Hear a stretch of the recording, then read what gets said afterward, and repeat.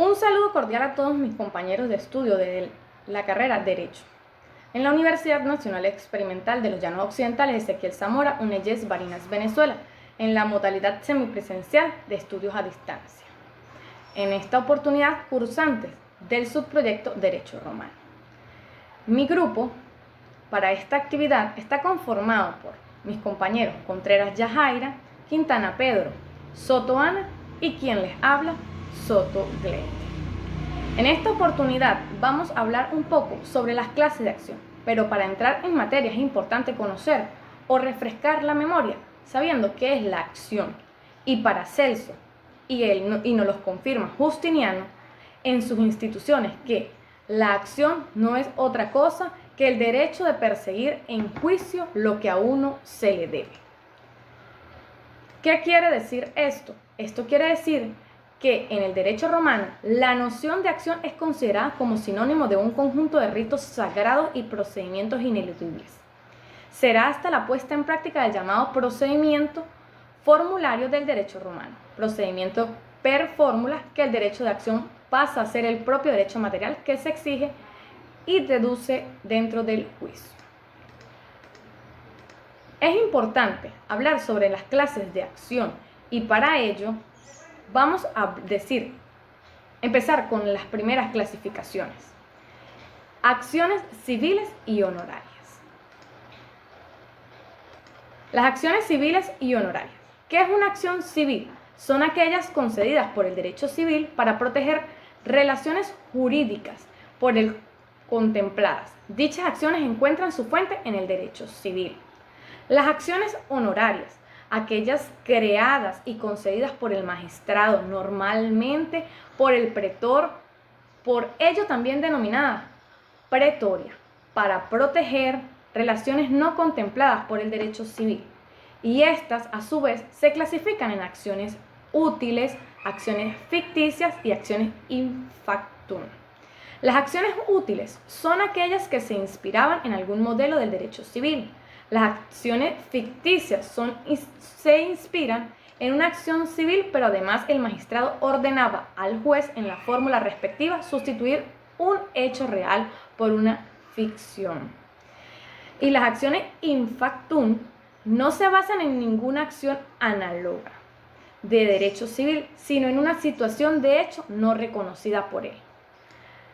Por otra parte, vamos a hablar sobre las acciones reales, indicación y acciones personales, que son las condiciones, y estas se denominan así en atención al derecho que protegen las acciones reales. Son aquellas que protegen a los derechos reales, los que autorizan nuestra conducta sobre una cosa. Las acciones personales eran aquellas que protegían a los derechos personales, que son los que nos autorizan la conducta ajena. Cuando hablamos de las acciones mixtas, ya que estas se clasifican a su vez, también hablamos de la acción familit, que para pedir la división de herencia indivisa, acción communit, como de comunidad, dividendos para pedir la división de la cosa común en la copropiedad y para pedir el deslinde de terrenos. Continuarán mis compañeros con lo que sigue. Mi nombre es Ana Soto. Dando continuidad al trabajo, en este caso le voy a hablar sobre las acciones. Tenemos acciones persecutorias, penales y mixtas. Como lo dice Gallo, accionamos a veces para conseguir solamente una cosa, a veces para conseguir solamente una pena, y en otros casos para conseguir tanto una cosa como una pena. Aquí tenemos las acciones mixtas. Se logran por tanto una indemnización por el valor objeto como una cantidad de acción por la pena. Tenemos las acciones penales, que son las que se deriven de un delito en el acto furtio que se da en contra del ladrón o a favor de la víctima para no pedir una cosa, sino una pena. En las acciones persecutorias, por ejemplo, hay acciones reivindicatorias que tiene el propietario para perseguir la cosa o en contra del ladrón para la restitución. También tenemos las acciones privadas y las acciones populares. En las acciones privadas son objetos que estas accionan o ejercen la defensa de su persona o su patrimonio o su familia. También tenemos las acciones populares que podrían ser ejercidas por cualquier individuo o en defensa del interés público. Dando un análisis de las mismas, podemos mencionar que las siguientes acciones se persiguen a las derivadas de los actos ilícitos, pero bien pueden ser restitución o restituidas en una cosa la cual hemos sido también privados de la misma. Bien la reparación de un daño que no nos ha causado como consecuencia de la violación de nuestro derecho en Roma. Su función no es punitiva, sino que aquellas de indemnizar o reparar, a la diferencia de las penales que se persiguen en el pago de una pena por parte del responsable del acto ilícito. También se dice que su función es claramente punitiva en algo de las acciones mixtas que persiguen tanto el pago de pena como reparación del daño del causado. En las acciones privadas también y acciones populares se dice que son acciones civiles que normalmente solo pueden ejercitarse el propio interesado, como sucede en la acción reivindicatoria, según puede ejercerse cualquier ciudadano, o pues también pueden defender su interés general, como la acción por violación de un sepulcro, y las privadas dadas por interés particular y pudiendo ejercer solo por el interesado. Es mucho en el antiguo Roma. Muchísimas gracias. Acciones ciertas e inciertas. Estas daban según la posibilidad de fijar o no la cantidad de condenas desde el principio en el intento. Las acciones que podrían ser ciertas o inciertas. La parte 7, las acciones arbitrarias. La condena, el procedimiento formulario para precuriarla cuando se perseguía la restitución o exhibición de una cosa. Se debería ejercer la acción arbitraria que estuviera una cláusula arbitraria en lo que el magistrado instruía al juez para que antes de condenar le ordenara al demandado restituir a cosa. Si éste obedecía, sería absuelto, si no condenado.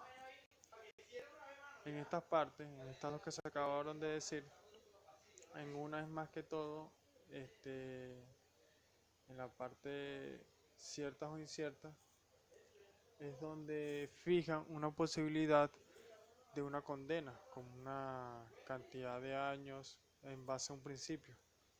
En la parte 7, en esta, el mismo esquema lo dice. La misma foto nos plantea que hay una posibilidad, en caso de no ser absuelto, que la persona sea condenado, pero de manera física más que todo, con azotes, etc., hasta su condena de muerte. La 8, acciones temporales, acciones perpetuas y acciones temporales. Se clasifican así por el plazo que se tiene para ejercer la acción. En un principio, las acciones perpetuas se identifican con las acciones civiles que no prescribían nunca, pero al perderse la distinción entre el derecho civil y honorario, las acciones perpetuas fueron las que prescribían en un plazo más largo fijado por Teodosio II, en 30 o 40 años. Los temporales lo hacían en un menor plazo. Aquí tenemos el esquema, es como un juicio. Están juzgando y están buscando aplicar esta condena. Muchas gracias. Muy buenos días, mi nombre es Yajaira Contreras y les voy a hablar sobre las acciones de derecho estricto y las acciones de buena fe. No sin antes mencionar que originalmente en el derecho romano la noción de acción es considerada como sinónimo de un conjunto de ritos sagrados y procedimientos ineludibles. Será hasta la puesta en práctica del llamado procedimiento formulario del derecho romano, procedimiento per formulas, que el derecho de acción pasa a ser el propio derecho material que se exige y deduce dentro del juicio. Después del procedimiento de la actio legis y el per formulas, se adopta aproximadamente en tiempos del emperador Justiniano el llamado procedimiento extraordinario.